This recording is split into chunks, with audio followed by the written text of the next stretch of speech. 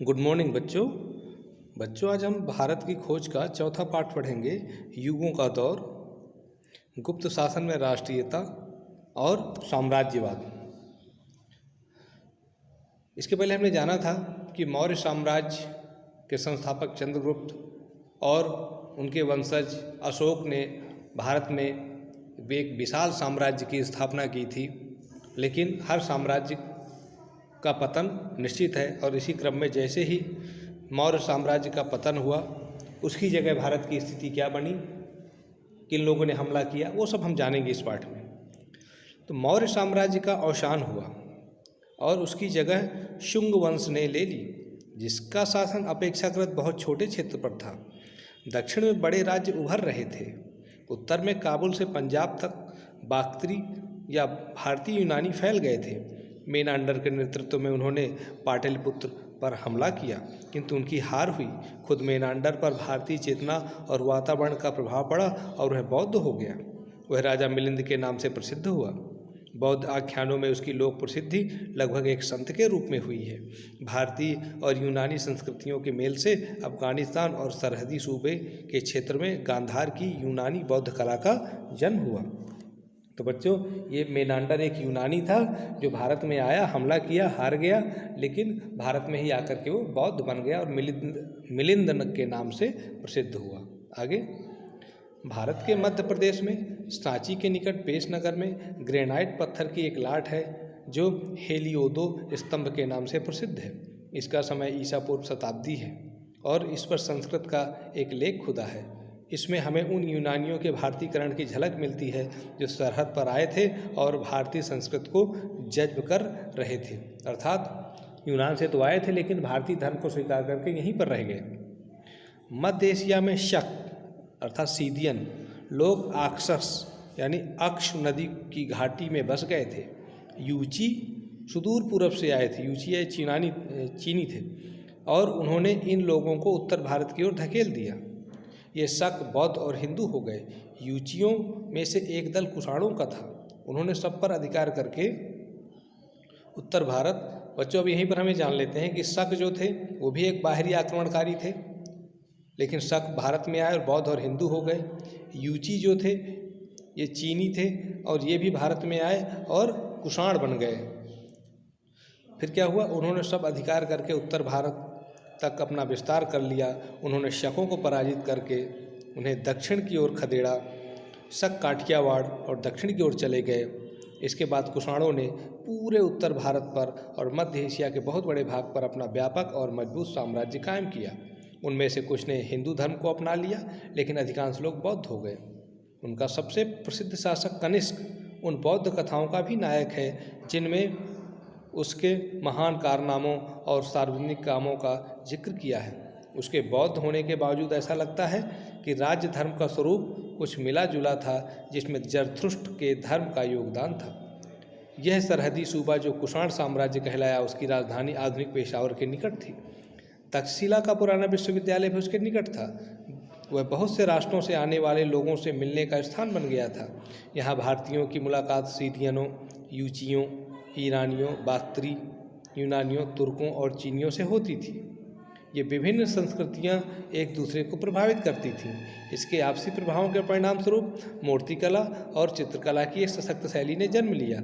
इतिहास की दृष्टि से इसी जमाने में चीन और भारत के बीच पहले संपर्क हुए और 64 ईस्वी में यहाँ चीनी राजदूत आए। उस समय चीन से भारत को जो तोहफे मिले उनमें आड़ू और नाशपाती के पेड़ थे। गोबी रेगिस्तान के ठीक किनारे किनारे तूरफान और कूचा में भारतीय, चीनी और ईरानी संस्कृतियों का अद्भुत मेल हुआ। तो बच्चों, जो वर्तमान में अफ़गानिस्तान है, तक्षशिला है, पेशावर है, ये जो कि अभी अफ़गानिस्तान और पाकिस्तान में पढ़ते हैं, ये प्राचीन संस्कृतियों के केंद्र थे। विश्वविद्यालय था तक्षशिला, आप जानते हो, और यहीं पर दुनिया भर के लोग आते थे और अपनी संस्कृतियों का मेल मिलाप करते थे और नई नई संस्कृतियों को और नई नई मूर्तिकला को, चित्रकला को जन्म देते थे और इन चीज़ों का आदान प्रदान करते थे। आगे जानते हैं, कुषाण काल में बौद्ध धर्म दो संप्रदायों में बंट गया, महायान और हीनयान। उन दोनों के बीच मतभेद उठ खड़े हुए। भारतीय परंपरा के अनुसार बड़ी बड़ी सभाओं में इन समस्याओं पर वाद विवाद आयोजित किए जाने लगे। इन बहसों में सारे देश के प्रतिनिधि भाग लेते थे। इन विवादों में एक नाम सबसे अलग और विशिष्ट दिखाई पड़ता है। यह नाम नागार्जुन का है, जो ईसा की पहली शताब्दी में हुए। उनका व्यक्तित्व महान था। वे बौद्ध शास्त्रों और भारतीय दर्शन दोनों के बहुत बड़े विद्वान थे। उन्हीं के कारण भारत में महायान की विजय हुई। महायान के सिद्धांतों का प्रचार चीन में हुआ। लंका और बर्मा, वर्तमान श्रीलंका और म्यांमार में हीनयान को मानते हैं। तो बच्चों, ये हीनयान और महायान ये बौद्धों के दो संप्रदाय हुए। भारत में एक विद्वान थे नागार्जुन, जिनकी वजह से महायान वालों की विजय हुई। और भारत में, चीन में, जापान में जो बौद्ध धर्म चलता है वह महायान है। और श्रीलंका, म्यांमार और दक्षिण पूर्व एशिया के जो छोटे छोटे देश हैं वहाँ जो बौद्ध धर्म चलता है वो हीनयान है। आगे जानते हैं। कुषाणों ने अपना भारतीयकरण कर लिया। वे भारतीय संस्कृति के संरक्षक हो गए थे। फिर भी राष्ट्रीय विरोध की एक अंतर्धारा उनके शासन के खिलाफ बराबर चल रही थी। बाद में जब भारत में नई जातियों का आगमन हुआ तो ईसा की चौथी शताब्दी के आरंभ में विदेशियों का विरोध करने वाले इस राष्ट्रीय आंदोलन ने निश्चित रूप ग्रहण कर लिया। एक दूसरे महान शासक ने, जिसका नाम भी चंद्रगुप्त था, नए हमलावरों को मार भगाया और एक शक्तिशाली विशाल साम्राज्य कायम कर लिया। बच्चों, ये शक भारत में आए, कुषाण आए। यद्यपि इन्होंने हिंदू धर्म, बौद्ध धर्म अपना जरूर लिया, लेकिन फिर भी इनको विदेशी ही माना गया। और इसी क्रम में उस समय के एक महान व्यक्तित्व चंद्रगुप्त ने इन विदेशी शासकों के खिलाफ मोर्चा खोल दिया और उनको पराजित करके एक विशाल साम्राज्य की स्थापना की। और ये चंद्रगुप्त मौर्य वंश का नहीं, ये चंद्रगुप्त गुप्त वंश का संस्थापक था। आइए जानते हैं इनके बारे में।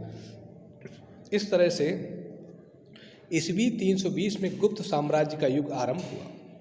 इस साम्राज्य में एक के बाद एक कई महान शासक हुए जो युद्ध और शांति दोनों कलाओं में सफल हुए। लगातार हमलों ने विदेशियों के प्रति प्रबल विरोधी भावना को जन्म दिया और देश के पुराने ब्राह्मण क्षत्रिय तत्वों को मातृभूमि और संस्कृति दोनों की रक्षा के बारे में सोचने के लिए मजबूर होना पड़ा। जो विदेशी तत्व यहाँ घुल मिल गए थे उन्हें स्वीकार कर लिया गया, लेकिन हर नए आने वाले को प्रबल विरोध का सामना करना पड़ा और पुराने ब्राह्मण आदर्शों के आधार पर सजातीय राज्य कायम करने का प्रयास किया गया। लेकिन क्रमशः इन आदर्शों में ऐसी कट्टरता विकसित होने लगी जो इनके स्वभाव के विपरीत थी। तो बच्चों, इस पैराग्राफ में गुप्त वंश की कुछ विशेषताएं दी गई हैं।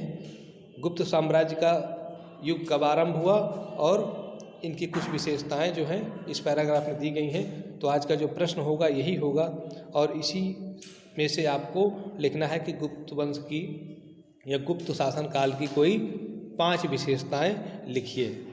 ठीक है, इसके बाद आगे चलते हैं।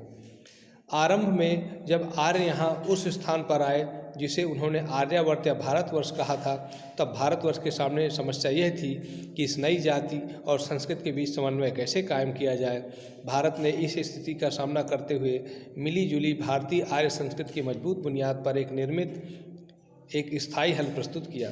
दूसरे विदेशी तत्व यहाँ आए और जज्ब होते गए, लेकिन समय समय पर अजीब रस्म रिवाज वाले अजनबी लोगों के हमलों ने उसे हिला दिया। वह इन हमलों को अनदेखा नहीं कर सकता था, क्योंकि इन्होंने केवल उसके राजनीतिक ढांचे को ही नहीं तोड़ा बल्कि उसके सांस्कृतिक आदर्शों और सामाजिक ढांचे के लिए भी खतरा पैदा कर दिया। इनके विरुद्ध जो प्रतिक्रिया हुई उसका रूप पूर्णतः राष्ट्रवादी था।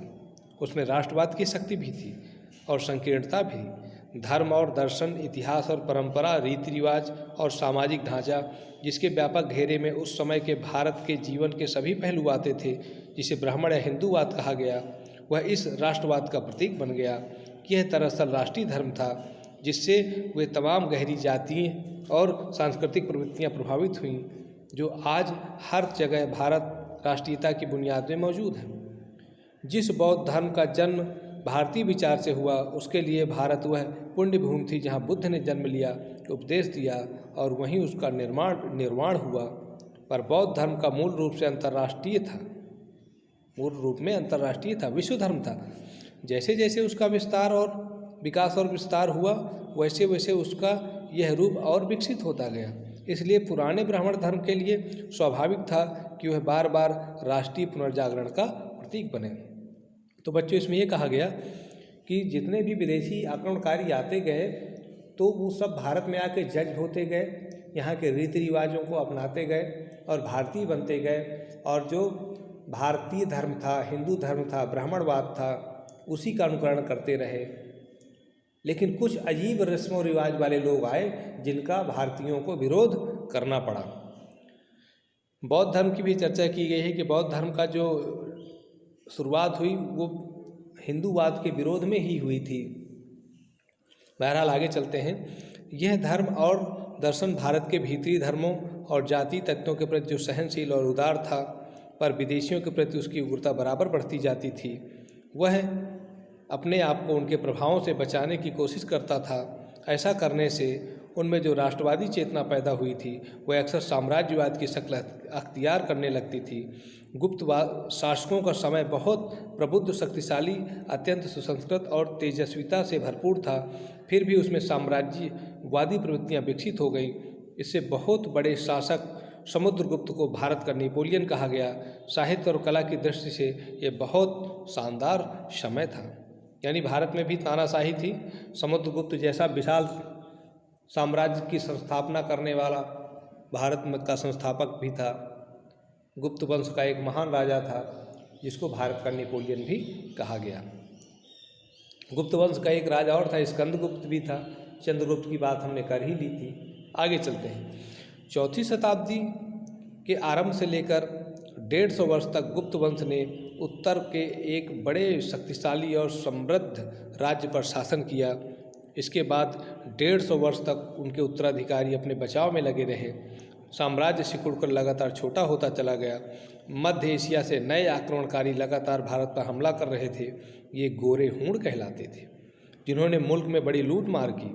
अंततः यशोवर्मन के नेतृत्व में संगठित होकर उन पर आक्रमण किया गया और उनके सरदार मिहिर गुल को बंदी बना लिया गया।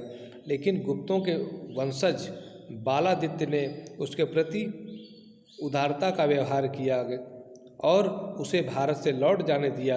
मिहिर गुल ने इसके बदले लौटकर अपने मेहरबान पर कपटपूर्ण हमला कर दिया। देखिए, ऐसे थे हूण, बड़े धूर्त थे।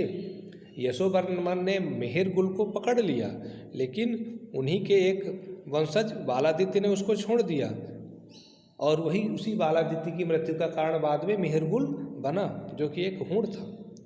उत्तर भारत में हूणों का शासन बहुत थोड़े समय था, लगभग आधी शताब्दी। उनमें से बहुत से लोग देश में छोटे छोटे सरदारों के रूप में ही रह गए। वे कभी कभी परेशानी पैदा करते थे और भारतीय जन समुदाय के सागर में जज्ब होते गए। इनमें से कुछ सरदार 7वीं शताब्दी के आरंभ में आक्रमणकारी हो गए। उनका दमन करके कन्नौज के राजा हर्षवर्धन ने उत्तर से लेकर मध्य भारत तक एक बहुत शक्तिशाली राज्य की स्थापना की। वो कट्टर बौद्ध थे। उनका महायान संप्रदाय अनेक रूपों में हिंदूवाद से मिलता जुलता था। उन्होंने बौद्ध और हिंदू दोनों धर्मों को बढ़ावा दिया। उन्हीं के समय से प्रसिद्ध चीनी यात्री हुआंत्सांग या युआनच्वांग भारत आया था। 629 ईस्वी में हर्षवर्धन कवि और नाटककार था। उसने अपने दरबार में बहुत से कलाकारों और कवियों को इकट्ठा किया और अपनी राजधानी उज्जैनी को सांस्कृतिक गतिविधियों का प्रसिद्ध केंद्र बनाया। हर्ष की मृत्यु 648 ईस्वी में हुई थी। यह लगभग वह समय था जब अरब के रेगिस्तानों से अफ्रीका और एशिया में फैलने के लिए इस्लाम सिर उठा रहा था। तो हमने जाना कि किस प्रकार से मौर्य साम्राज्य के बाद भारत में शकों के हमले हुए, कुषाणों के हुए, बाद में चंद्रगुप्त ने गुप्त वंश की संस्थापना कर एक विशाल साम्राज्य की स्थापना की जो लगभग 300 वर्षों तक भारत में शासन किया। उसके बाद एक बड़े सम्राट का नाम आया हर्षवर्धन का, जो कि बौद्ध थे लेकिन काफ़ी मायनों में हिंदू भी थे। तो दोनों का समन्वय करके एक विशाल साम्राज्य की स्थापना की। लेकिन जैसे ही हर्षवर्धन की मृत्यु होती है उसी समय भारत में इस्लाम आक्रमणकारी जो कि अरब के रेगिस्तान से उत्तर भारत की ओर बढ़ रहे थे, आ रहे थे, और इस सब के बाद की घटना हम बाद में पढ़ेंगे। ठीक है, तो आज का जो मेरा प्रश्न था वो यही था कि गुप्त वंश की कोई 5 विशेषताएं लिखिए। तो आपको इस पूरे वीडियो में जहाँ कहीं भी गुप्त वंश से संबंधित चीज़ें मिलें उसकी कोई आप 5 विशेषताएं लिख करके मुझे भेजिएगा। तो आज के इस वीडियो में फ़िलहाल इतना ही। आपने इस वीडियो को देखा, इसके लिए आपका धन्यवाद।